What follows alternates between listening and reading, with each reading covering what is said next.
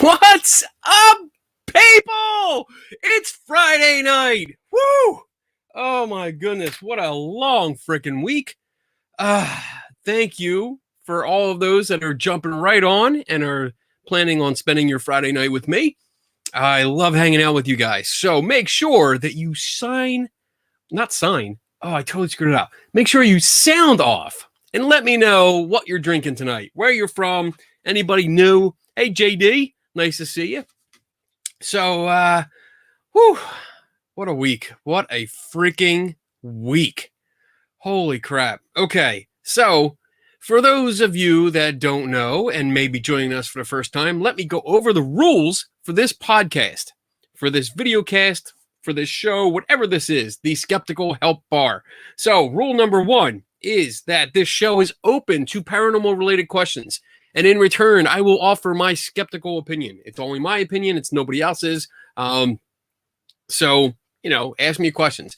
But that leads into number 2. Rule number 2 is that I don't know everything. So you probably will see some questions where I'm like, I haven't a clue. I don't know. But I'll try and look it up. If it's more involved than what this little show can handle in one episode, then I'll look it up. I'll write it down on my handy notepad, which is running out. I'm running out of paper. I gotta get onto that and maybe get a new one. But I'll look it up and see if we can discuss it a little bit more, get into depth. Rule number 3 is this show is open to friendly discussion from everybody. So be like Patrick Swayze and be nice. Don't be a dick. All right. You can debate, you can discuss, you can disagree. That's fine. Just don't get angry and start, lobbing insults and stuff. Let me do that. Anyway, what else? Who else we got? We got JD, we got Loki, we got Diane, Dave Schumacher. What's up? Joe Downey. Oh my goodness. Look at him complaining about what did you do to my Leia? No, Leia is mine. Always has been. That's a long story, folks. Basically, the short version is Joe Downey sucks at Star Wars Trivia Pursuit, and I win all the time, unless he cheats. So there you go. Hey, Bob. Good to see you. Oh, man. You guys are picking out stuff in my background. Look at this. Doctor Strange necklace. Yep. She's wearing that. She's got a R2-D2 Mickey hat. And what else does she have? Oh, she didn't. Nah, there's nothing else. She's actually holding up my Friday the 13th painting that I did not too long ago. So she's holding that up. So tonight is open mic night. I'm taking questions from all of you guys. It's no guest. It's just you and me, and we're gonna talk about some things. We do have some happy hour questions. That's the questions that's what I'm calling all the questions that came in early.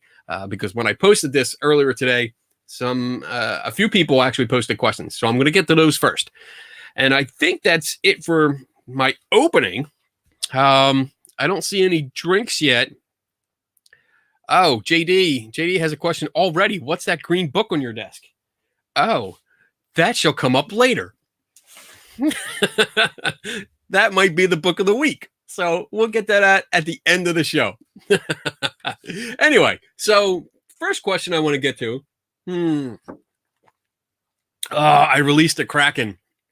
Oh, we're going to have a good show. So the first question I want to get to is,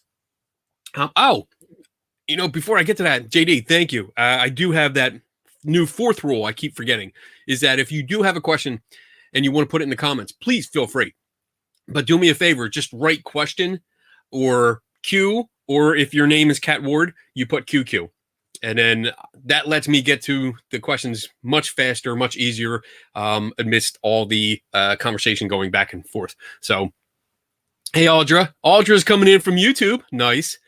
Good to see you. Let me show everybody else that. What? Oh, we got all Athletic Brewing non-alcoholic stout. What are we going to do with you? All right. So the first question we're going to get to, let me go over here because they came in over my Facebook page. So let me read them to you. It's from Carol Love, who I see is in the chat room. What's up, Carol? She asked your opinion on Persinger's and I hope I don't mess this up. Braithwaite's work. I don't know who that is. I'm familiar with Persinger, but I'm not familiar with the other guy. She goes on to say, I heard some of Persinger's work could not be replicated, but then it was later. So my opinion on Persinger's work is that I'm not sure if I have an opinion yet. So I used to just brush it off. I kind of brushed it off because I had read a bunch of stuff. I had read there were other studies done that could not replicate his same results to get the same results he did, or the high percentages that he did. Because I believe that Persinger reported that he had 80% success rate. I think that's the way to say it, with his God helmet. So the God helmet is this, it was like a motorcycle / snowmobile helmet. Different outlets call it different things, but it was fitted with solenoids, and it created a electromagnetic field, or a magnetic field. And the first version, I believe there was 2 versions. The first version put it right around your temporal lobes on either side. So it was like just above the ear, and I think a little bit forward. So it was doing a complex pattern of very weak signals going in, and it was supposed to induce these feelings, almost paranormal feelings. Some people would say that they had religious experiences, felt God or angels. Other people would just feel a presence in the room with them. And I believe there was more where they could elicit like feelings of fear and happiness and even sexual arousal. But there was another, the other team that comes to mind is a Swedish team, and I have their put this over here. I have their paper. I printed out the paper from a Swedish team that tried to replicate the work of Persinger and could not get the same results. And what's actually interesting here is that they consulted Persinger in regard to, let me read it right off the paper here. Dr. Persinger was consulted with regard to the stimuli patterns and solenoid array placements to make our experimental setup optimal for replication of previous works on sensed presence experiences and related phenomenon. So I guess after they did their experiments, they didn't come up with the same results, and Persinger had, I guess, shot back, not really shot back, but responded saying that they didn't do it enough. They didn't have the magnetic fields on long enough for the volunteers, and therefore they couldn't get the same results as he did. But according to the paper and according to the scientist on this paper, if you want to look it up,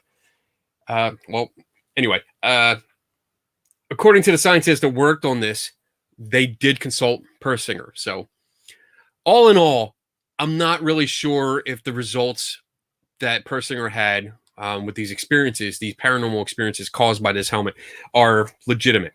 I don't know, because there were a few other papers, but this was like a rabbit hole that I did not want to go down, because I just started researching today, and I was like, oh shit, this is like weeks worth of work here. But basically, I think there's a lot of variables here that are not mentioned. And it's probably mentioned in the papers, but I'm trying to summarize it so I don't get stuck on this for the whole show. But basically, people's expectations. I think the one major difference that I found between Persinger's original work and then the Swedish paper that replicated his work was that the Swedish paper, or the Swedish team, was a double-blinded test, and Persinger's was not. So with that, you have expectations. People that volunteer to do it, if they already know what they're going into, if they have an idea of what to expect, if they're expecting a religious experience or an out of body experience or ghostly experience or something, they're going to look for it. Especially because from what I read, for Persinger's experiments, these people were put into a state of sensory deprivation, which means that they had ping pong halves over their eyes to cover it. I'm not sure if there was a red light on it or not, but they had this helmet on. They were in this room by themselves with the lights out. So and they were in there for an hour. An hour. That's a long time.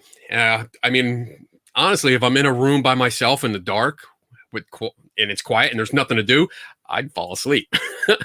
But apparently there was they if they thought the person fell asleep, they would call them over the loudspeaker and wake them up. So, but I see Dave's putting in papers already, or research papers, which is good because this is more of a topic that deserves a lot more time and a lot more people involved than just me telling you about it. So I guess the bottom line is I'm not sure if the results are valid because there's so many other variables involved that I haven't been able to come across yet. I'm sure they're there. I'm sure there's another paper. So the paper that I'm talking about is Sensed Presence and Mystical Experiences are Predicted by Suggestibility, not by the application of transcranial weak complex magnetic fields. So I can actually, if I find it after the show, I'll put the link in the comments so you guys can see it. I also found this very large paper, very large. This is like 80 some pages that I was going to read, but I decided not to because it's 80 some pages long. So it says exceptional experiences following exposure to a sham God helmet, evidence for placebo, individual differences, and time of day influences. So this explored more of the, contextual cues, environmental cues, placebo effects, and stuff that would relate to this study as well. So there was a lot involved. This is an overwhelming topic, so I'm going to move on from it because there's just so much involved that I can't actually say one way or another what I think of it. So let me look at the comments here. Let me find a pair of glasses so I can see. And let's see. Dave's talking. Oh, yeah, I see that. Dave says there are methodological and statistical analysis problems with that paper. Braithwaite. Am I saying that right, Dave? Braithwaite also critiques that paper you have. Okay, so I think I did find it somewhere where there was a critique of that paper. So, John Michael, what's up? Oh, dang, there is a show tonight. What a treat. Yes, I wasn't going to do a show. I was not scheduled to do a show, but plans changed. Tune in tomorrow and you'll find out why. So let's see. I'm looking at the comments here and there's good. Oh, let's see. Carlos, he says, Kenny, I've done the Periscope project and if I need to, I can send it to you. I set it up and tested it. Okay. Cool. Send it to me, I guess. I'm not sure what you're talking about. I'm sorry. I'm having a brain fart, so I'm not exactly sure what you're talking about. But okay, send it to me and we'll take a look. So, all right, let me get on to the next question because this is a doozy too, because this came from Dave Schumacher and he always likes to send me questions that will fuck up my night. So Dave's question is, do you think the lack of consistent replication of parapsychological phenomenon, such as ESP and PK, is due to the following? And he gives me 3 choices. He gave me a multiple choice question. Number 1, methods and equipment not developed to the point to be able to detect the phenomenon. My knee-jerk response to that option is that it's a cop-out. I don't like that because and it's probably because I'm jaded from dealing with so many, I guess, die-hard enthusiasts that just believe no matter what that this thing is true, and no matter what you do or say or demonstrate, it doesn't matter because it's still true to them. And I hear this kind of thing often where it's like, oh, well, science just hasn't caught up with what we're doing yet. And most of the time when I hear that phrase, that response, it's science has not only caught up, but it blew past it. They went the plaid. They went past light speed and just went to plaid past their experiences or evidence that the ghost hunters are talking about. In my experience, So I don't think that's an issue. The second option Dave gives me is the phenomenon does not exist and current positive findings are due to chance. That's a possibility. And I know that I'm pretty sure that you, Dave, are expecting me to go with that one. That just sounds like me. So I don't, I would think, if this phenomenon was real and something concrete, that it would be more easily established. Maybe I just find that it's very fringe, and there's just not. I don't see the positive results being enough, or more than chance, or yeah. I just don't. That this is probably what I'm leaning to right now. The third option for this lack of consistent replication of parapsychological, I keep fucking that word up, parapsychological phenomenon, is due to option 3. Is it similar to the replication crisis that is affecting mainstream soft and hard sciences? And he gives me other statistics. So, and that's a whole nother topic that again is going to be into it. Get too far into it, so I can't actually get into this now, because I started looking at. He gave me an example. Dave actually gave me an example. Let me get this off the screen. Of there's a many labs project for psychology, and it went into replicating a whole shit ton of experiments that came before them to see if they could get the same results, and a lot of them failed to get the same results as the original studies. So it called into question validity of past studies. It called in the validity of, is there fraud in it? Can further studies detect fraud in earlier studies? And a whole bunch of stuff. So basically, I guess my opinion right now of why there's a lack of consistent replication of things like ESP and PK, which is psychokinesis, which is in movie terms telekinesis. I think the lack of consistent replication is that it probably doesn't exist, and the people that demonstrate this phenomenon get it by chance, or the protocols aren't good enough, aren't tight enough to guard against fraud, because I don't think many of these tests are looking for fraud. And we've had this discussion before, where I think these scientific groups that are doing these kind of tests, these kind of experiments, do need to have some kind of magician on staff to look for deception, like deliberate deception, or to guard against it, because it's there. We saw it with what was that Project Alpha, I think it was called, where James Randi actually sent in 2 assistants that he had, and they were tested for all kinds of psychic abilities, and it was pure magic. It was pure magic tricks, not real magic, but magic tricks, and it fooled a bunch of scientists for a while. So yeah, I think the lack of consistent replication is because there's not much there, and what positive results are there, it's not enough to warrant any kind of funding, because you need funding in order to keep these kind of tests going. And if there's just nothing to it, if there's no benefit to it, then why bother? Why keep going with it? No one wants to invest money into something that just isn't going to go anywhere, or doesn't look promising, or doesn't look like it's going to go anywhere. That's what I should say. So that's my opinion on that. And then one more question, I think, before I move on to any comments or questions in the comments. I don't see any yet. I see people having a good discussion, which is awesome. I love that. See what you started, Dave? Hey, Ted. Ted's in the house. All right. So the last question is from Bob Lendzinski. I still have trouble with your name, Bob. So his question is, here's one I haven't heard from you. I'm sorry. Let me start over. Here's one I haven't heard on your show yet, but falls within the realm of psychics. What are your thoughts on Nostradamus's predictions? Predictions.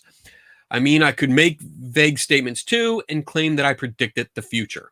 So Nostradamus is always, I mean, he wrote poems. Project Stargate, Dave. Oh my goodness. That was the research grants. I know there's no funding. Where's the funding? Like Project Stargate was there. That was a government funded.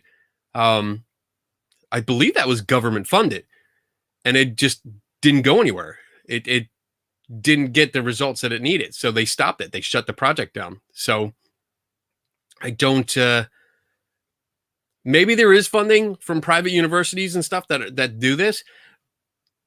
I could be wrong. I don't know. This is not my area, honestly. So I don't know. But I don't see a buttload of tests or experiments being done on this where there's a lot of funding involved. But again, I don't know. I don't know. I'm sorry, Bob. Your question. So Nostradamus.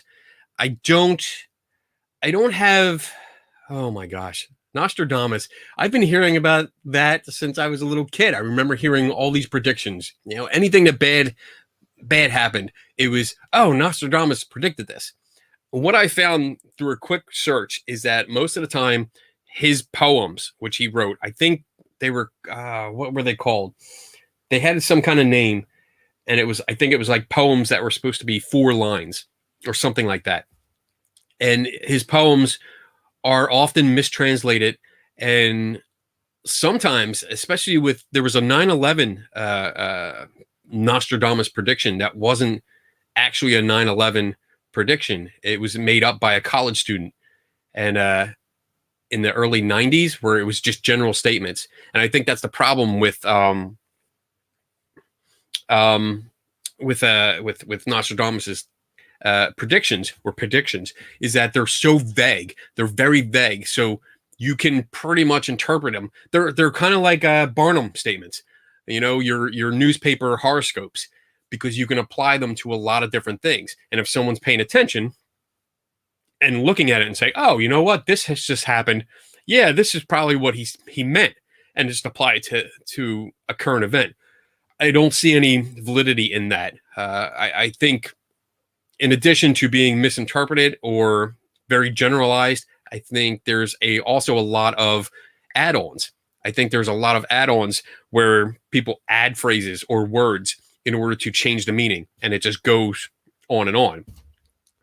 So I don't have any faith, if you will, in Nostradamus and any his predictions being right or on par. And if anything, they haven't helped anyone, because none of these disasters have been avoided. So what's the use? It really is. So there you go. That's I'm caught up with the questions that came in earlier. Let's see. Oh, wow. Tim Vickers. What's up, Tim? Predict that I will die sometime in the future. Okay. So hopefully it's way, way in the future, because we have a show Saturday night. So you can't check out yet. Dave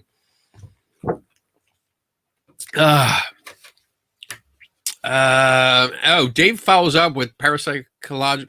Why do I have so much trouble with that word? Parapsychological Association has grants. Society for Psychical Research has funding. There is private funding. Okay, so there is private funding. That's good. That's good. I guess I really don't know where I was going with that.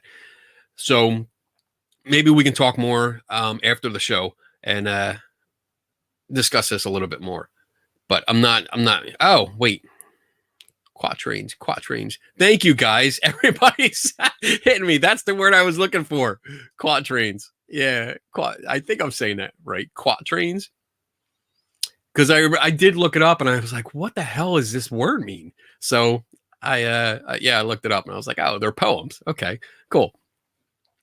Man, I'm telling you, this has been a rough night. I spent quite a bit of time like trying to read this stuff and research, and I think I'm much better if I just wing it.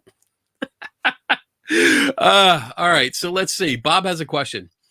If the government were to fund a research project in the paranormal, something new, and you were on the team to decide what the research study was to look for, what would you want to study? What would you want to see a study look at into? Wow, that's hard. That's hard to decide. If I was ahead of a study looking at something paranormal, what would I look for? I don't know, because I don't really. Oh man, I don't know, dude, because that's hard. Because I do look into a lot of the stuff already. Well, the stuff that I'm interested in would be like psychics, psychic phenomenon, mediumship. But I look into them already. But it would be nice to be paid to do that.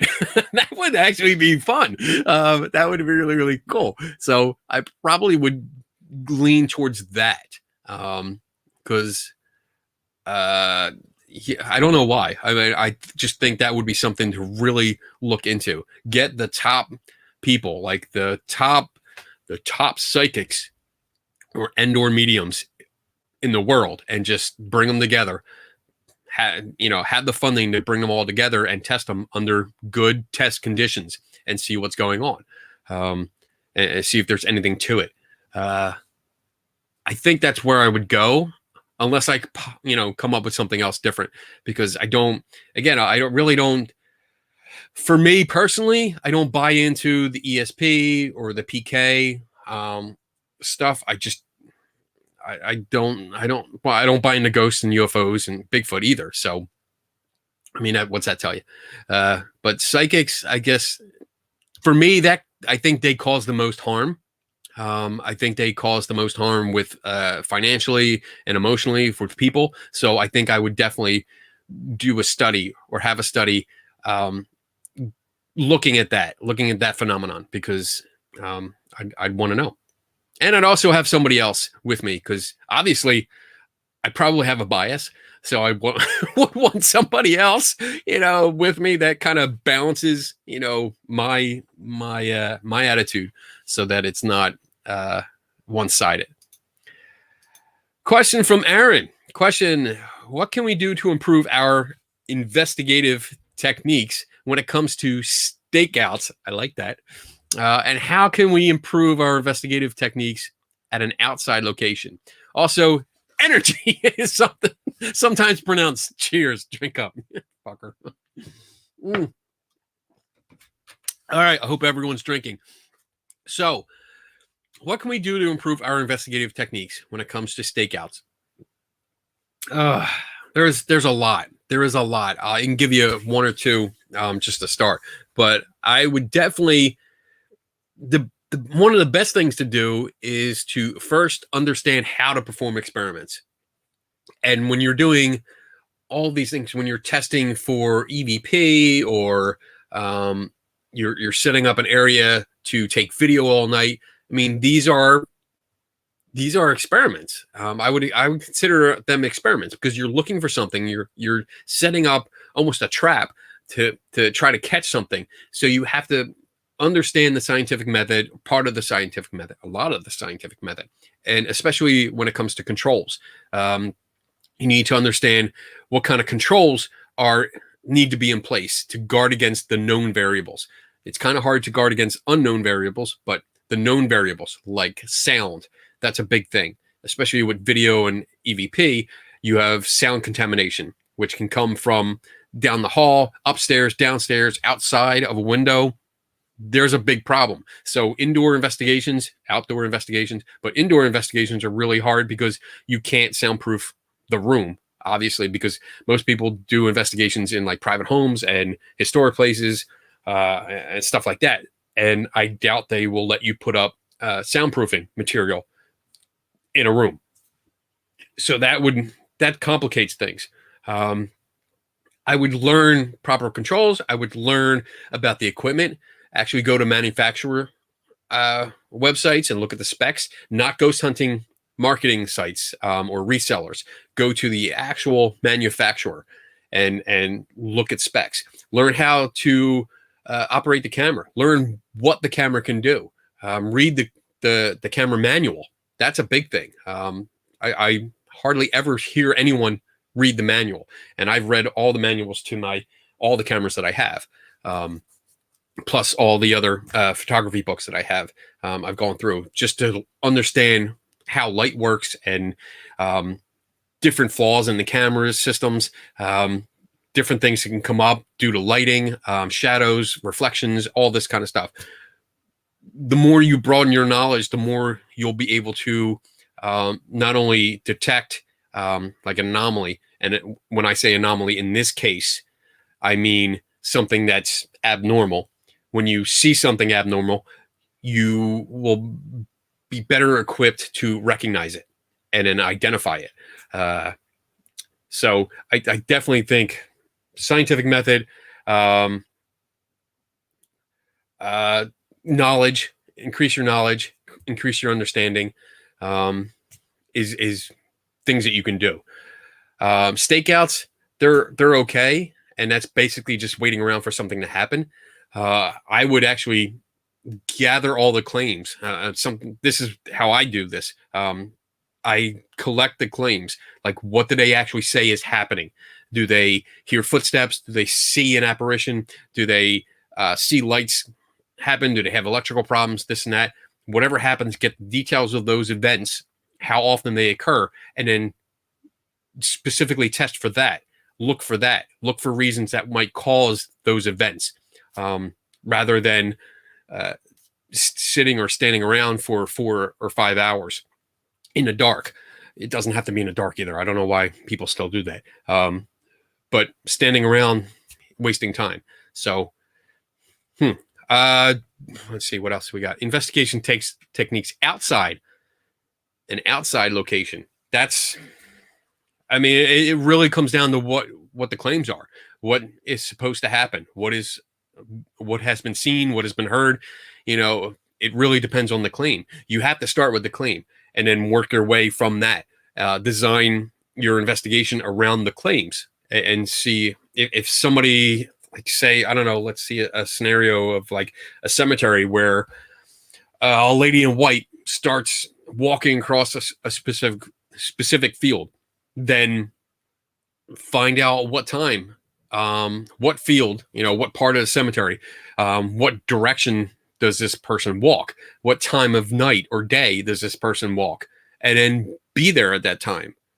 Set up equipment, like video or pictures, or just be there to see if there's actually something that happens, instead of setting all this stuff up, taking a couple hours and just waiting, or taking a couple hours setting stuff up and nothing happens. Just go there a few nights and just sit and wait.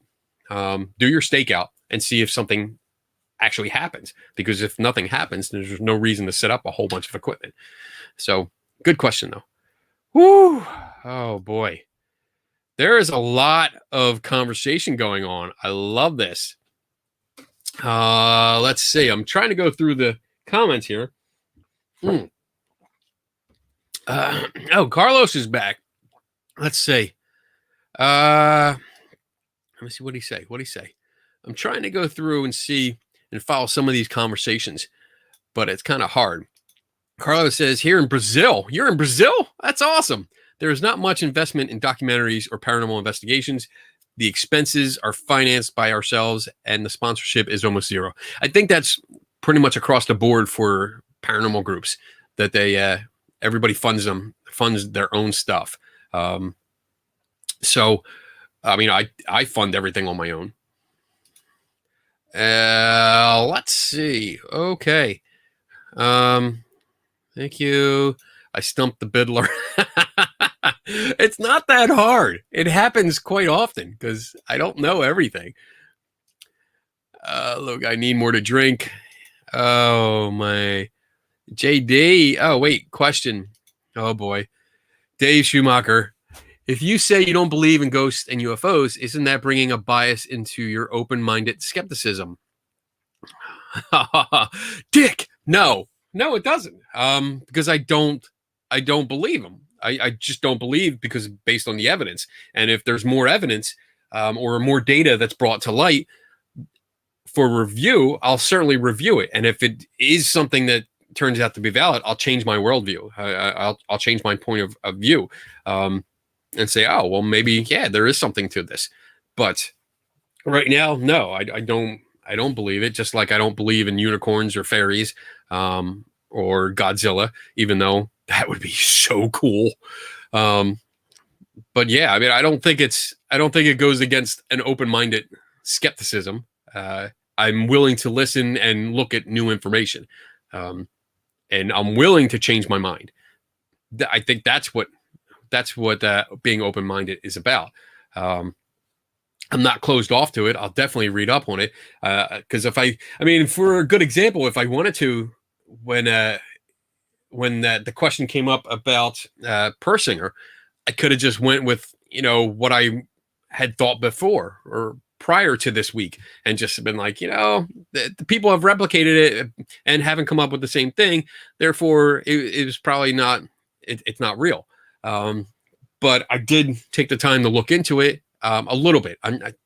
Obviously, there's a lot more, but I looked into it a little bit, and I'm not sure now. So I changed my mind, and I think that's progress.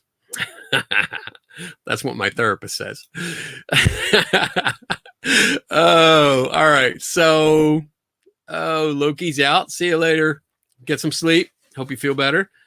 So Tim Vickers has, quote, not believing, I think, doesn't mean incapable of believing. I get the idea of biases, though. Absolutely. I mean, we've talked about biases plenty of times, and I'm aware of mine. I'm aware of my own biases. I definitely lean towards a skeptical approach, or a doubting approach. I do need evidence. I don't just believe just because somebody tells me to, or tells me I should, which I get a lot. That's like a pet peeve. Does anyone else have that pet peeve where it's like you talk about something and you don't agree, and someone tells you, oh, you should do this, and they proceed to tell you what you should do because that's what they do? I hate that. I really do. It annoys the fuck out of me. But yeah, all right. So oh my gosh, they're going at it. Let's see. Dave says, isn't saying you don't believe in such things just as bad as saying you believe in them? Especially if you're trying to be neutral and approach it from a scientific standpoint. I think you guys are going back and forth, but I don't, just as bad? I don't think so. I mean, everybody does have an opinion. You're always going to have a bias. You're always going to have a bias. I think the important thing is to acknowledge those and be aware of it so you can try to plan for it. I mean, I really would love to do an experiment and find out like what I thought would happen, what I predicted would happen, didn't happen.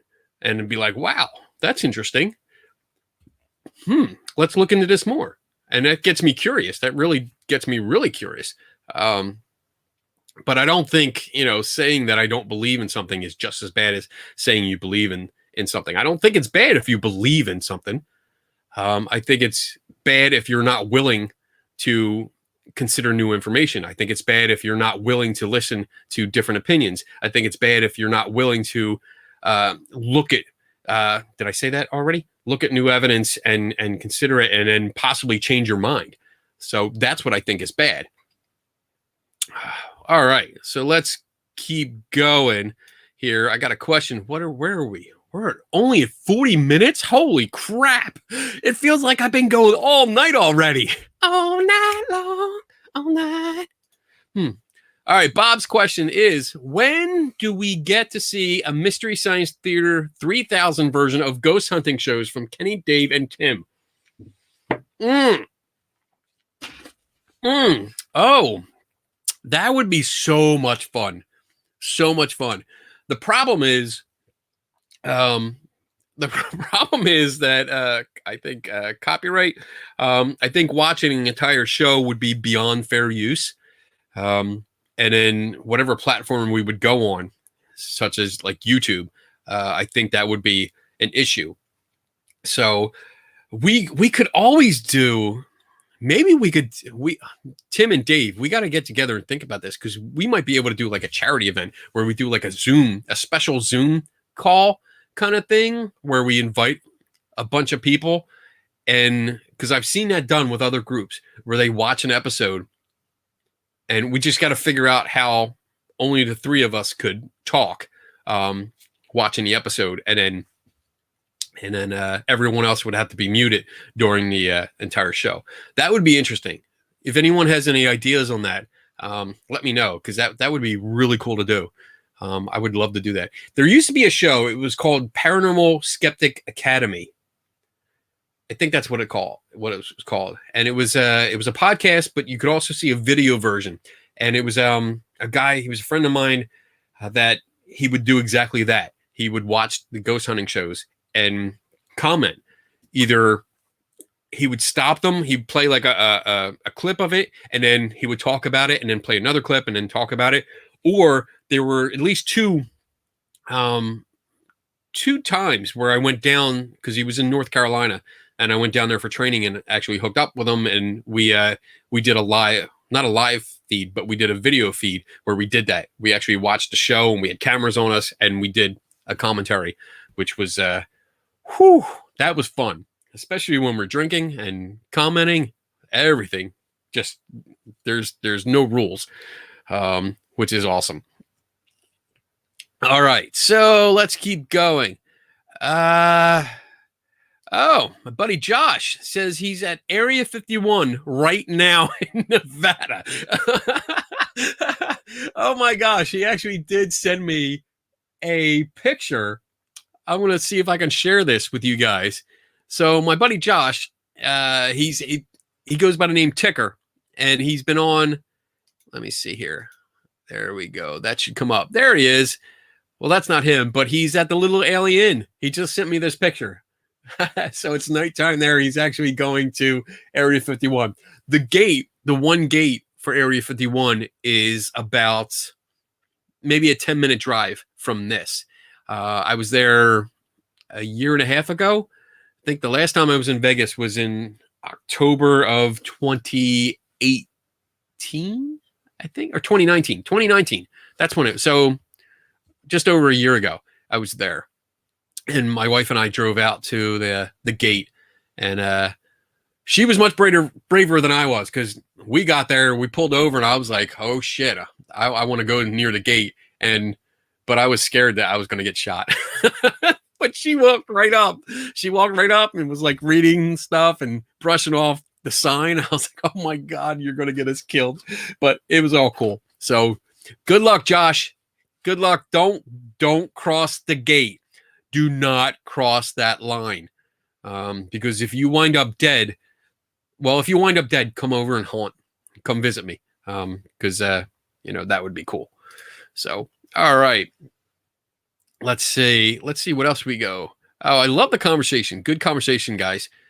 You're going back and forth. That's good, and it's nice. That's the nice thing about this show. Watching the people in the chat room have a discussion, even though they disagree. They're still having a good discussion, and it's oh man, I love it.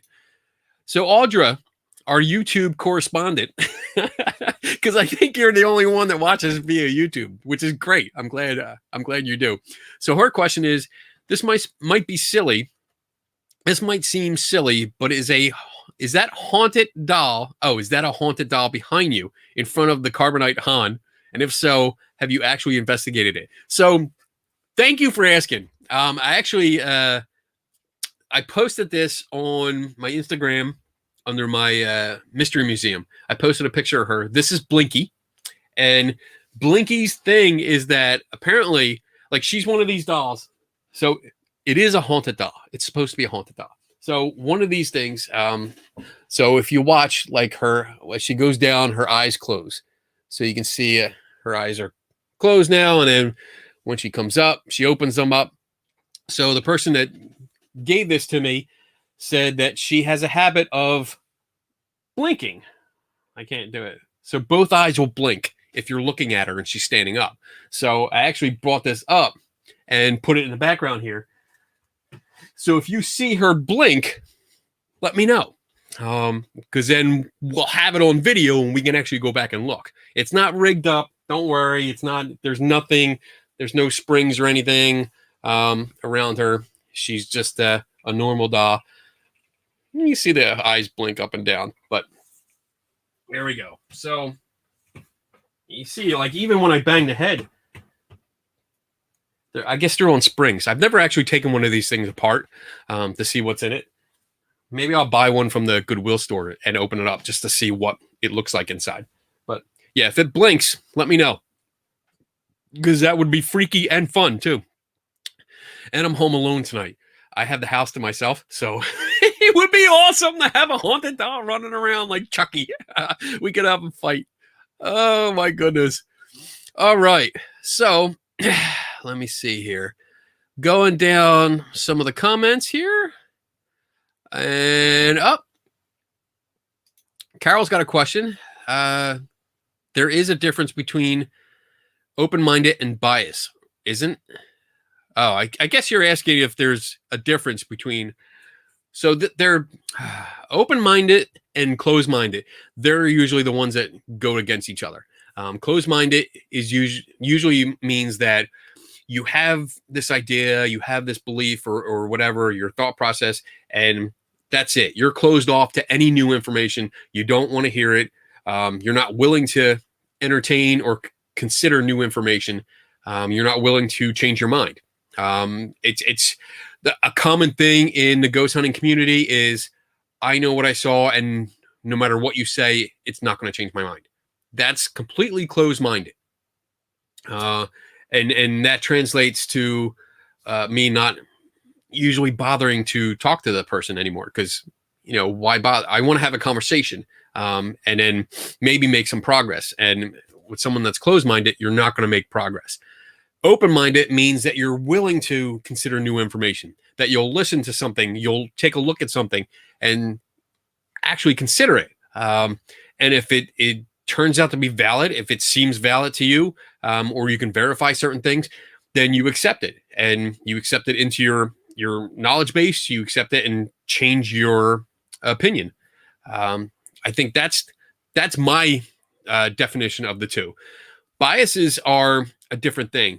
Biases are when you go in, it's almost like a filter where you like, you could say that I'm a very skeptical person, and it could be argued that I am biased against ghosts. So I have this let me get you a good definition so that I'm not just talking out of my ass here. Because let's see, bias definition. Bias is a disproportionate weight in favor of or against an idea or thing, usually in a way that is closed-minded, prejudice-like, or unfair. Biases can be innate or learned. People may develop biases for or against an individual, a group, or a belief. In science and engineering, a bias is a systematic error. So, like, biases, a good bias is something that I experience a lot. The last couple of weeks, I've been on several podcasts, and the biggest compliment that I've gotten after the podcast is that I was nothing like what they thought. They had heard rumors and heard from other people that I was an asshole. I was a total asshole, and don't talk to me. And that kind of information can create a bias. If you hear enough from your friends and family that someone is bad news, they're just bad person, don't go around them, you'll create a bias where you avoid that person, where anything that comes from that person, you might have this deep-seated idea in your head from these biases that anything that person says is wrong. And if you start preaching that, if you start telling, oh, well, it's from that person. No, I heard he was bad. Stay away from him. You're practicing a bias. So I don't know if that was confusing, any more confusing, or if that actually cleared it up. So I hope so. I hope it cleared it up. Let me keep going here and see. I'm sure in the comments people will tell me if I'm wrong or not. So let's see. Going through ask John Michael. Everyone has bias. That's why it's important to use tools such as science to eliminate bias as much as possible. As Karl Popper said, you naturally have a bias if you create a hypothesis because you are making an assumption prior to having evidence. The important part is that you then set those biases aside to investigate scientifically to eliminate bias as much as possible. I like that. That's good. And then Dave says it's called a null hypothesis, and alternative hypothesis. You keep them equal until you have all the data. John Michael. Oh, hooking up with dudes in North Carolina. Where was I? I want to hook up with you, dude. Oh my. Well, we did share a room, didn't we? Didn't we share a room in Tennessee or yeah. Kentucky, I think. We shared a room. So shut up, bitch. John Michael has a question. If you had the funds and the time to do one scientific investigation involving the paranormal, what would it be? Somebody beat you to that. That question was asked. And I think it would definitely be psychics. I would get into psychics. Yeah, I think so. Because the other I guess the other areas that I've looked into, I guess in my experience, psychic investigations have taken the longest because I think there's just so much involved. One I did on psychic detectives took a couple months just to get all the facts and follow, mostly because things were happening in real time. I was actually following a missing person case in real time and going with the psychic predictions and following the police reports and actually going out and taking part in search parties. So it took a long time. I would love to be able to study that and give a good indication of like the best cases, the most the alleged most accurate cases, and really investigate those and see if there's any validity to them. Because my bias is I don't think there is. So it's all about biases tonight. Tracy, hi Tracy. She says, "Burn the doll, freakish creepy eye or creepy doll." Did it blink yet? Did it blink? I'm waiting. I wonder if I bang. Nah. All right. One of these days, maybe I'll just rig one up so I have a remote and it just it closes its eyes or winks at you, and that would be fun. Shaking blinky syndrome. That's nice. So, let's see. Let me keep going here. Movie dolls. Wait, the movie dolls, says JD, came out in the 80s. Great film, hugely entertaining and underrated with a great soundtrack. Check it out. Okay, I'm done plugging. That's the second time I saw you mention that, so I'm gonna try that out. Maybe I'll watch that tonight while I'm home alone in the dark. I'll turn all the lights out. I'll bring Blinky down with me, and we'll just watch a movie. Maybe she'll get interested. And Tom Nally says, "This is my first time here." Yeah, that's the ticket. Yeah, shut up, dickwad. All righty. Let's see. I keep going. Oh, Dave Schumacher says, "Is there a quote? You are gonna get Tim Vickard bias." Oh my goodness. Yeah, I guess. Yeah. Well, I don't know. How would we define a Tim Vickard bias? All right, Dave. That's up to you. That's your homework, Dave. Have a definition of Tim Vickard bias by tomorrow for the 3 Tortured Souls. Oh my goodness. Let's see. Question from Carol. Carol says, "To people here, Kenny has already answered previously, who thinks they have met a psychic who might be the real thing?" Ah, okay. And Bob says, "Kenny, you need to have something rigged up in your office like your last guest had." Why not? Why can't I not remember his name? Mick West. That was Mick West who had that. And I actually talked to him afterwards.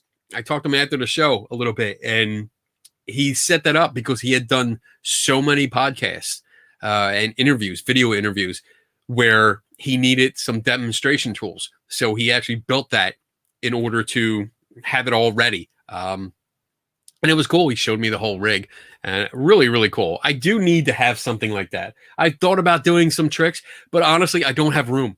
I really don't have room. Like what you see here, let me take this off. What you see, there's enough room for me just to sit here. That's it. And then I have to actually go out and around my desk to get out of the room, because not only is this room packed, but it's fucking packed. So yeah. Oh man. Let me see. What else do we have? I'm going to play my commercial soon, so that I can take a pee break and then get back and see what other questions might pop up. So let's see. Oh, wait, what's this? Norman Cohan says Shirley Parker claims her psychokinesis ability confirmed scientifically in the lab. Thoughts on PK? I don't know who she is. Let me see if I can look it up real quick before I go anywhere. Sherry Lee Parker. Yeah. Parker. Let's see. Shirley Parker on Pinterest. This is not who I'm looking for. This might not be as easy as I thought. I thought I could look her name up and go from there. Psychokinesis. Looking it up. Nope, nothing comes up with that. So I don't know who you're talking about. I'm not familiar with it. My thoughts on PK. I'm not a believer. Go ahead, Dave. Give me shit on that. I'm not a believer in it. I don't really. I don't have any opinion on that because I don't know who this person is. If they've been confirmed scientifically, like what has been confirmed? Exactly what can she do? And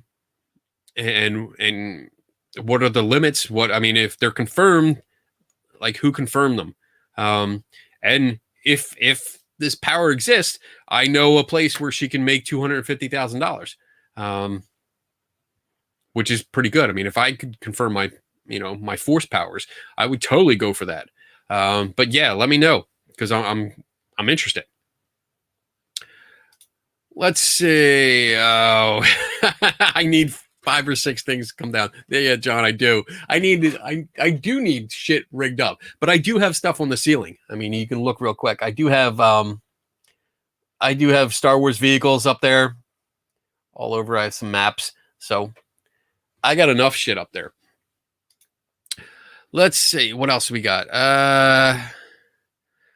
Bob says I can rig my books to move. Well, yeah, I totally could do that. We'll get the mystery machine here to go back and forth. Maybe get the Tribble to start shaking. Have a UFO guy and an alien over there. I can make him fly around and do all kinds of stuff. Let's see. John Michael says I'd pay $25 for the doll if every time someone asked a question about a Yeti, Kenny brought down from the sky a bare-bottomed Yeti. What? Shut up, John. Stop drinking. Dave asks another question. Do you think paracelebs on TV really believe the crap they say and do? Or are they just playing for the ratings? That is a good question. That's a good question. I don't know many of them personally. So I cannot say with certainty whether they do believe or not. I've talked to a few people. I've talked to Jason Halls quite a few times, especially recently. I've talked to him a few times, and I think him and his group really believe what they do and what they say. Some of the other shows, I've talked to a few people like the Ghost Hunters, the new season of Ghost Hunters. I think it was only 1 season or 2 seasons. I talked to, what's his name? Brandon Alves. I talked to him briefly. He seems to believe wholeheartedly what he says. Take it that as you want. And then there's a couple other people that I think really, really believe. Because going to like paranormal conferences, back when we could socialize, it just sitting there at a table while a lot of people are talking, you get to hear a lot. And hearing some of these paracelebs talk, it sounded like they were really into it. I don't think many of them did not believe, and they were just playing to the camera. Some people, Zach Baggins, definitely played to the camera. Especially, oh my God, there's a clip, Dave. I don't know where that clip was from, but he sent me a clip of Ghost Adventures, and they're on a bridge. It looks like they're on a bridge outside, and Zach is like choking himself and just going off and pretending that he's possessed or something. I don't know. And his buddy is like trying to rip his arms off. And I mean, I was laughing hysterically. Normally, this would be a very intense moment. Like, if it was somebody else, you would think, oh my God, this person's possessed. If this was a horror movie, you'd think, oh, that motherfucker's dying because that ghost is going to choke him out. That's it. But in Zach's case, I was laughing my ass off. Oh my God, it was funny because I think he does play for the ratings. And I think his misguided idea that the more dramatic, the more Jim Carrey like he is, the more ratings he's going to get. And I think he's just digging his own grave. I cannot wait until they cancel that show. I really hope they cancel it soon. Although, it is fun to see his, to write about him sometimes. All right. So, Audra says, I almost think I should watch on Facebook just so I can get in on the convos. You probably should. I mean, I stream to YouTube more so that I don't have to upload it later. It's more of convenience to me, but there is a lot of people in the chat room on Facebook. So yeah, you might want to switch over and just take a look. So, because you can get into some really cool conversations. These guys are great. So no one comes back. Shirley Black is her name. Oh, okay. So Shirley Black. Let me see. Shirley Black. Psychokinesis, Shirley Black, Psychokinesis presentation and workshop. Oh, let's see. What is this? From precognition experiences to PK activity, a personal account of the after effects of NDEs with Shirley Black. All right. She's talking about near-death experiences and consulting. I think this is going to... Oh, wait. What is she doing? She's doing like workshops and stuff. She's traveling around doing workshops. Ooh, admission is only $20. Where's this ad? I might go or attend. I'm going to, Durham. What to say? I'm going to have to look into this a little bit more. Thanks, Norman, for bringing this up. I'm going to put this on my handy notes here. And I'm going to look into this a little bit more because I've never heard of her. I don't know if Dave, if you have any comments about that, if you've heard of this person.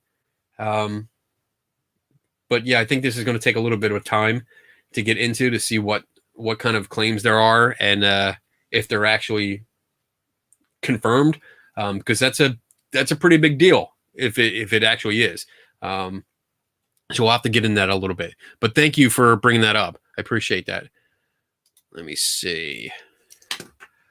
Sure. Carol says if it's Durham, North Carolina. Let me see. Oh, it is. It is. Oh, wait. Oh, wow. Never mind. This is from 2014. I just saw the date. Oh my goodness. It says, let me give you a summary of it. It says Shirley Black is a near-death experiencer who was gifted with 3 very notable experiences. The after effects of these experiences were sometimes difficult to deal with, ranging from relatively innocuous precognitive dreams to issues with poltergeist activity and other PK. Her first NDA or NDE was an incident as a toddler that introduced Shirley to her deceased grandmother. Another distressing near-death experience occurred at the age of 10, which was made all the more frightening by a preview of adult responsibilities. I don't understand that. Like, did she have a preview that she was going to have to get a job and work for a living? Like, that's what it sounds like to me. Her third near-death experience was a blissful experience at the age of 29. Shirley will share the narratives of her 3 near-death experiences and relate each experience to the resulting after effects. Shirley is actively involved in a number of studies into psi-PK phenomenon, including work done at the RRC. Is that the Ryan Research Center, I think. She will describe how participating in research and conducting her own experiments with psi-PK has helped her to cope with many challenges of being a near-death experiencer. So, interesting. I'm not sure. I mean, this is 2014. I'm going to have to look into this a little bit more because I'm not sure how you can confirm 3 near-death experiences, especially when, one happened when she was a toddler. So I don't know what kind of records you're going to have there, or when she was age of 10. I'm not really sure how you would record that. And then the other one at 29. So I don't know. Maybe Carol's right. Carol's like, get her on the show.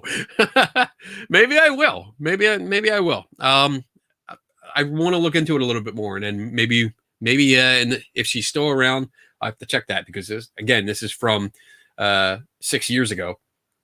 So if she's still around, if she's still doing stuff like this, maybe I can contact her and maybe she'll come on the show and talk. That'd be interesting. What? And I'm sure we'll have a lot of people. We could actually get, because you guys are all down there. John's down there. Let's see. Oh, Dave's excited. Ooh, after effects of NDEs. This is an interesting topic. There was a PhD thesis on that and a few published papers. Nice. All right. Zach choking himself. I thought he'd only did it better. Oh my God, Audra.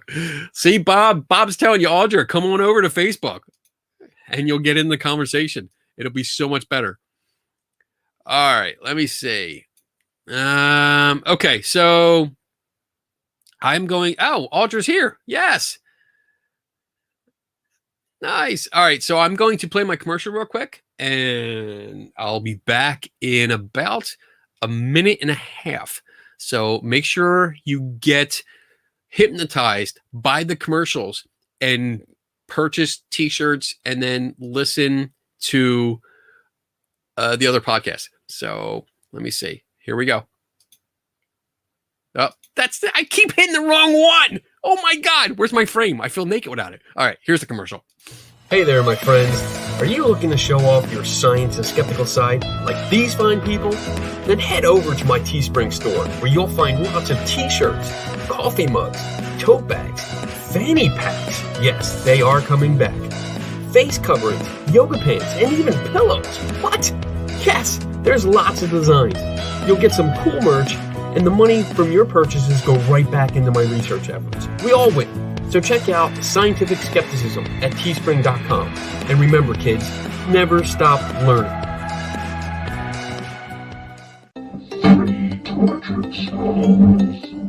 Are you tortured by what you see and hear about the paranormal field?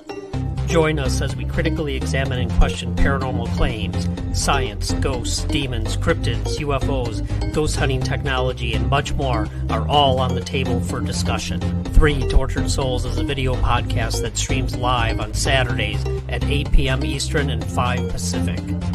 3 Tortured Souls. All right. That was good. Are you all influenced? Did I get subliminal messages in there and you're all actually like opening another browser and saying, I'm buying t-shirts. I'm going to buy like 5 t-shirts in each of you. And then that'll be awesome. Anyway, so let's get back to this.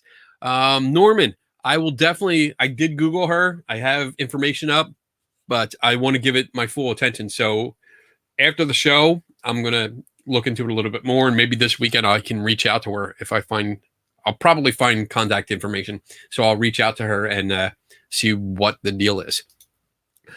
Bob says, I see Deadpool in the background. Your thoughts on Deadpool replacing Stan Lee in cameos in future Marvel movies? I think it's a great idea. I think it's great. Yes, there it is. There he is, right there. He's chilling out. This is my lovely Deadpool. Love it. But yeah, I think that would be awesome. Certainly miss Stan, but because Stan's the man.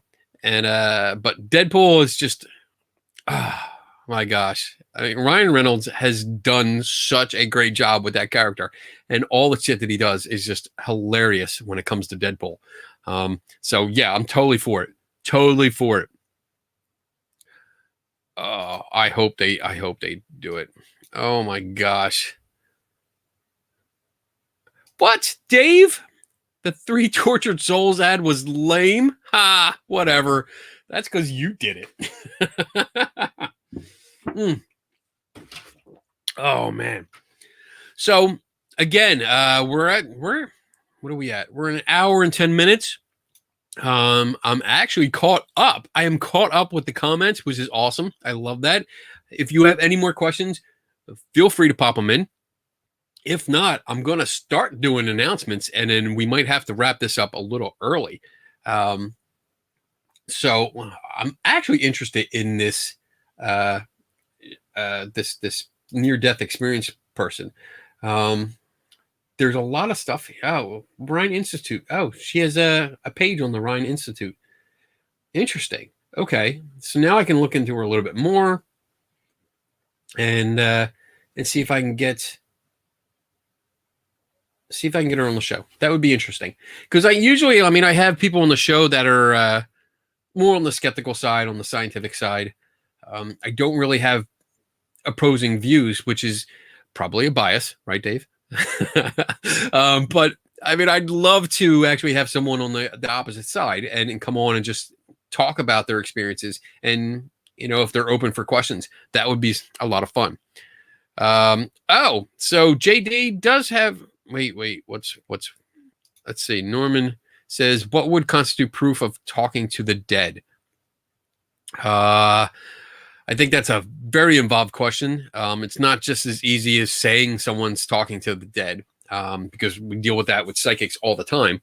And we can attribute a lot of that to cold reading and hot reading techniques. But for me, and this is just for me, I have 3 envelopes that I carry around with me. And yes, I actually do take them. They're in I have a special bag that is my investigation adventure bag, and it has like camera equipment, but my investigation equipment, some of the stuff that I've shown on here in past episodes. But in that, I have 3 envelopes that have really important information, detailed information about 3 people that have since passed on. And it would be phenomenal if I could sit with someone that claims to be a medium that talks between them, and they could say, okay, yes, this person, this person, this person, and they tell me this and this and this. Because even though I'm a skeptic, I still talk to people that were good or close to me when they were alive. I still talk to them. Most of the time I consider it talk to them myself, but you talk to yourself, some people consider you crazy. So when you put a name on it of someone that has passed away, it doesn't sound as crazy. But it would be really cool if, I don't know why I'm doing this. It would be really cool if I could sit with somebody and they claim to be a medium, and they said, all right, yeah, this person has come through and they're telling me this, this, and this, and this, like actual detailed information, not letters, not general information, or vague information that can be applied to almost anyone. That would be really cool to me, and be more convincing than any of the shit that I've been through already. And for reference, I've sat well over 100 psychics, mediums. I've sat with them. I've gone to several gallery readings, the big ones where you go and attend, like there's like 100 or 1,000 people. But I've also sat one-on-one with over 100 people, different people that claim to be psychic or medium to give me readings. And unfortunately, like none of them have done anything but vague cold reading techniques. And some of them had tried hot reading techniques, and it's because they knew me. So, you know, you can pick up on that stuff really quick. So yeah, I think that would be proof for me, or at least circumstantial evidence that would lead me to want to investigate them more or look into them more. So I'm not saying it would convince me 100%, but I'd be like, wow, holy fuck, open up the envelope and you just rattle off everything that's on this letter.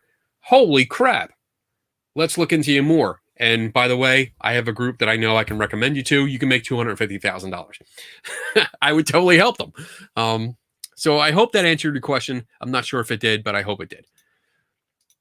JD wants to know about the Green Book. I did not forget about the Green Book. I did not. So this is my book of the week. I try to do a book of the week and recommend a book that has that I've read that has helped me.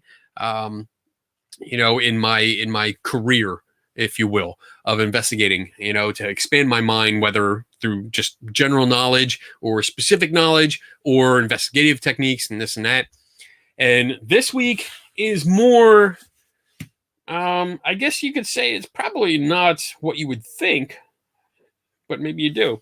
So it is the Celebrated Cases of Sherlock Holmes. That's what this book is. It's most of his cases. What do we have? We have The Adventures of Sherlock Holmes, The Memoirs of Sherlock Holmes, The Return of Sherlock Holmes, A Study in Scarlet, The Sign of Four, and The Hounds of Bakersville, which, oh my God, I love that one. I love this book because it really is a dive into critical thinking. Even though Arthur Conan Doyle was duped into things like psychics and the Cottingley fairies. I mean, that was really bad.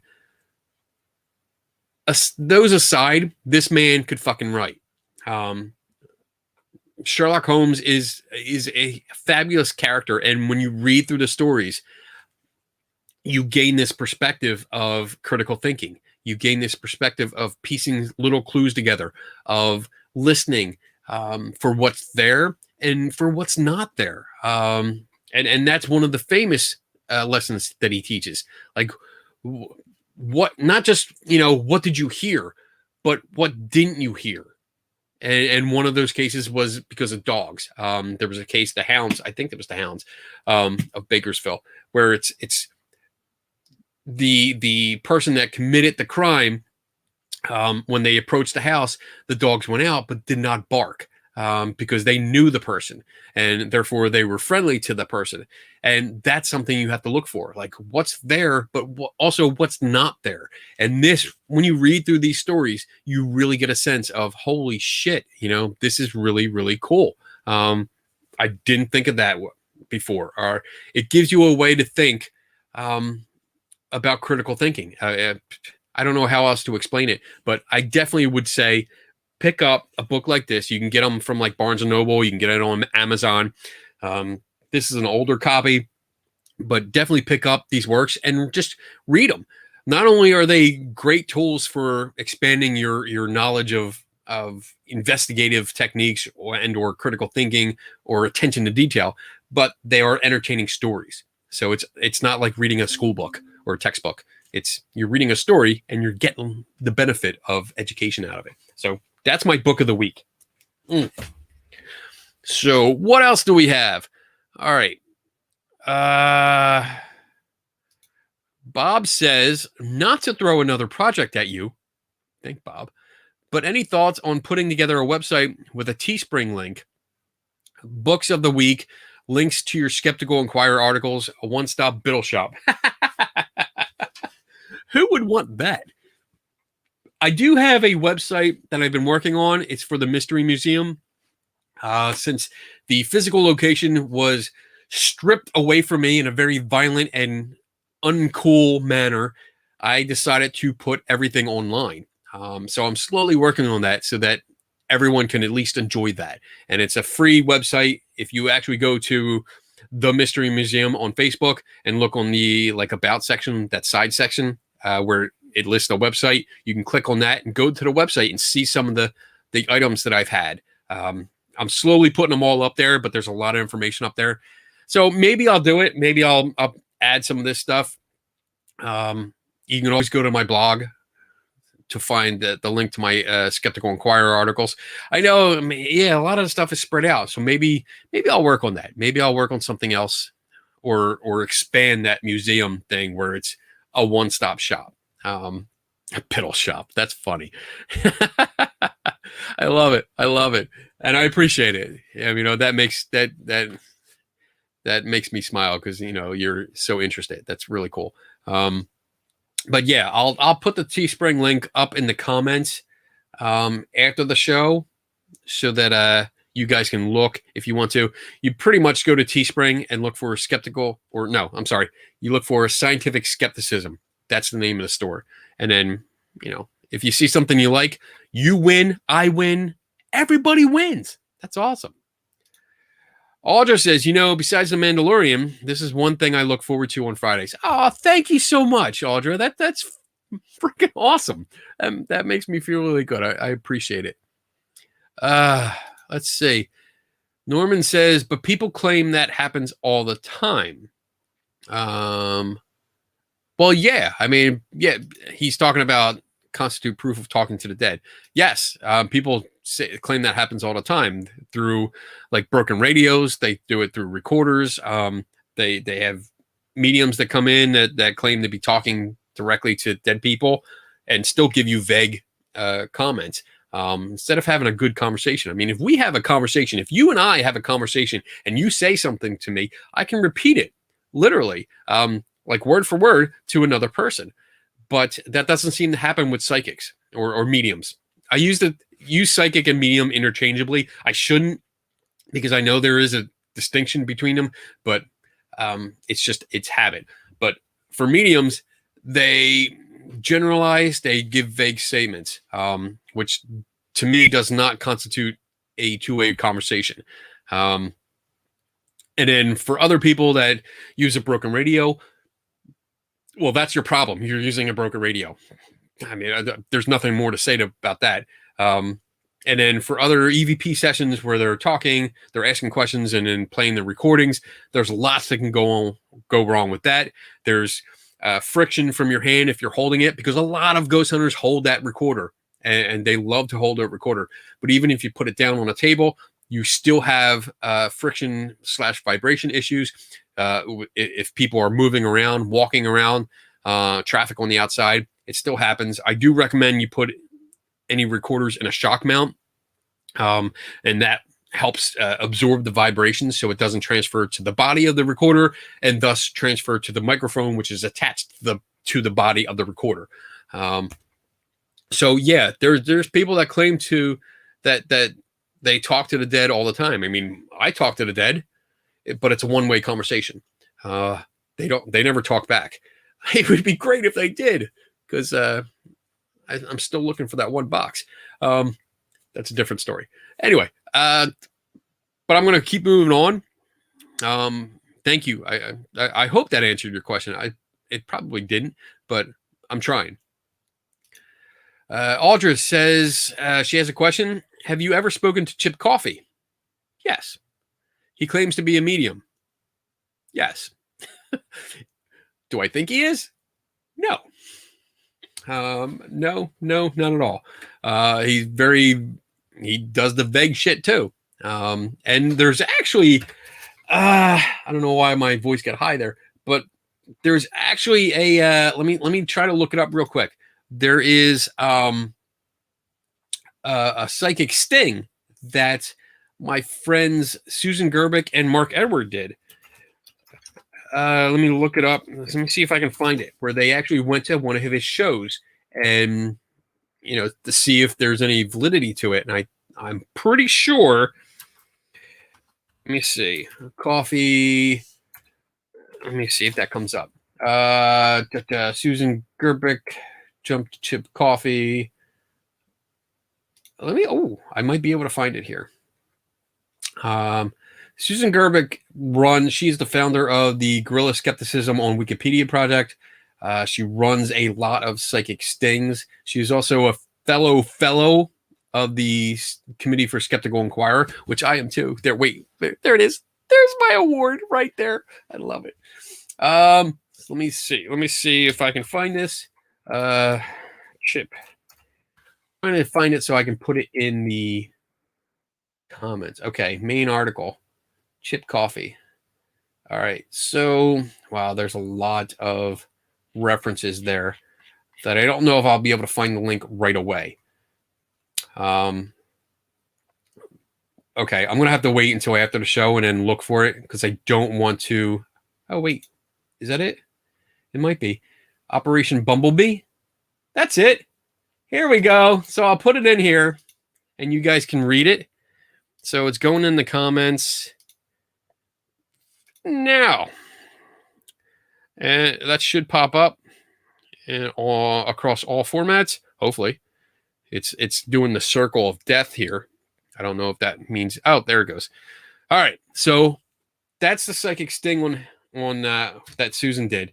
And I'm not sure how it turned out. I don't remember how it turned out because it's been a while since I read it. But that should give you food for thought. And but I'm not sure. Like your question was if I spoke to him. Yes, I have spoken to him. I have met him in person a few times.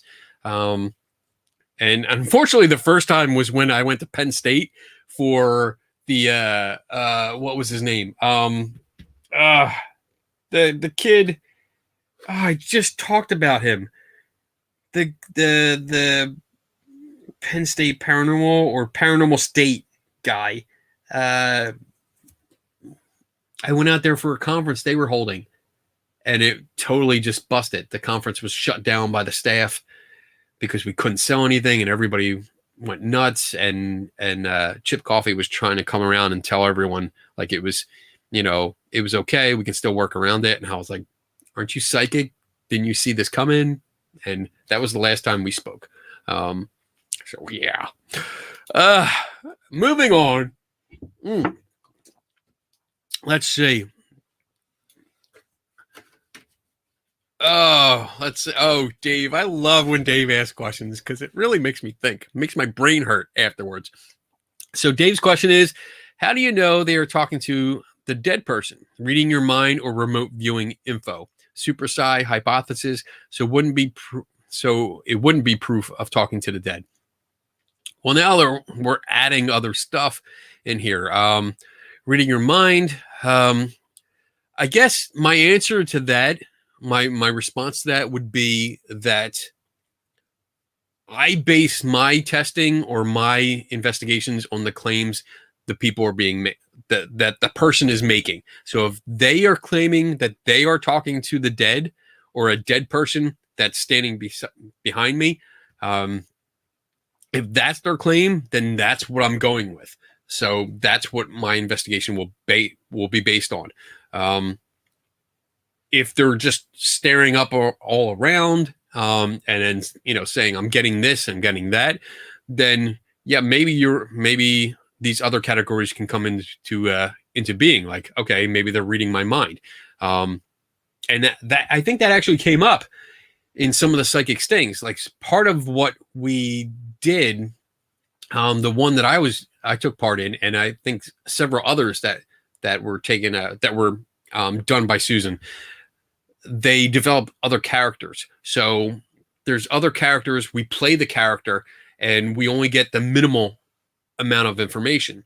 So that if we go to a psychic reading and they are, say, like hot reading, which means that they have information beforehand. They looked us up. They have a bunch of information, like they went through our social media page. So if they look up, if they have all this information that they give us, like accurate information that's about our character and not us, and we don't know about that, then reading our minds would be ruled out. And then that, I don't know if I explained it sufficiently. When we do the psychic stings like this, most of the time, like people like me, when we go undercover, we get a character. We get maybe like 2 or 3 lines worth of a description about our background, and that's it. There are social media pages developed for our characters that we have no control over. We don't even know where they are, and we don't have access to them. So if information about our character is gained through social media, then that's not reading our minds. But that's just that small part. Remote viewing, that's something else. I wouldn't say that would be likened to talking to a dead person. Because I'm going, when you say talking to a dead person, my idea is that the dead person's here, like they're right here, or they're listening and they're hearing a voice talk to them, or they actually see like a ghost thing, like Patrick Swayze. He comes up a lot in our podcast, but like a whole Patrick Swayze thing where a ghost is standing here, we just can't see him except for the psychic. So I know there's other elements that can be included, and that just broadens the amount of work, which is understandable. But I don't think many of these claims warrant all of these other variables. I think a lot of them are just simple, that they can be solved simply, not through this expanded amount of possibilities. I don't know if that made sense. I really don't. Dave says your 3 envelopes test needs to be refined. Whatever. Mm-hmm. Let's see. Keep going here. What time is it? 1:32. What else do I have? Do I have anything else on my... Nope, I don't. Okay. Let's see. Oh, and Bob says, I also need to add a donation link to the cancer research group you donate to. Yes. I work on websites, so if you need help, I am in. Awesome. Thank you. So let's see. Norman, I have no idea what this is. He says, I know it's late, but any thoughts about JZ Knight and Ramtha, the 35,000-year-old Lemurian warrior? I have absolutely no clue what this is, but it sounds awesome. JZ Knight, like, is that for real? Is that honestly, it sounds like a DJ. I don't know. JZ Knight. I have no idea what this is. I don't know if that's showing my age or what, but I'm going to write that down. And 35K Lemurian warrior. Do you guys get a kick out of me trying to pronounce words? Like, do I pronounce words really bad or try to, and you guys are just laughing your ass off, like looking at me going, you're an idiot? Because I do. I totally do. Let's see. What else do we got here? Chandler's looking. Nope. Oh, there's my links. That's good. Ryan Buell. Thank you, Dave. Thank you. Ryan Buell. That's the name I was looking for. I just talked about him like literally yesterday. Yesterday? Yeah. Yesterday. I was on a show called The Haunted Librarian, and it was a very good show. Like I was impressed. Good conversation, and we actually talked about Ryan Buell for a little bit. So, and thank you, Dave. I saw you sent it to me through private message too. Thank you. I appreciate it. Yeah, because I so many names. Oh, I'm horrible with names. All right, so we're at 1:34. I think I'm going to start wrapping this up, unless there's any last minute questions that we can actually get into. And I'm sorry, Norman, I'm really trying. Like, these are good questions. These are These are not questions I expected, so I'm unprepared for them. But I'm going to look this up because it's really sounds cool. All right. So okay, yeah, I think I'm gonna wrap up. What do I got? I have absolutely no announcements because COVID is taking an effect. I know new restrictions took effect today in Philadelphia, at least, and I know that there's been videos from around the country talking about new restrictions. So it looks like we're heading to another full lockdown. So be safe, and there's nothing out there. Oh, now the questions come in. All right, we'll stop the winding down and we'll just ramp back up because I have nothing else to do. I don't really. All right, John Michael has a question. What's your opinion on the actor? Oh, you dick. Don't look him up. Just want you to pronounce the name. Oh my God, I hate you, John. Dave Schumacher. Is it not paranormal that Kenny is so damn cool? What? Oh my God. Oh, I need some more rum. I really do. Because I'm not as I'm actually at the end of the show and I don't even feel buzzed. Whew. But then again, I hear that I'm an alcoholic, so I guess I should drink more. Anyway, so okay. I'm going to try this name. Chiwetel E.G. No, fuck it. I'm not doing it.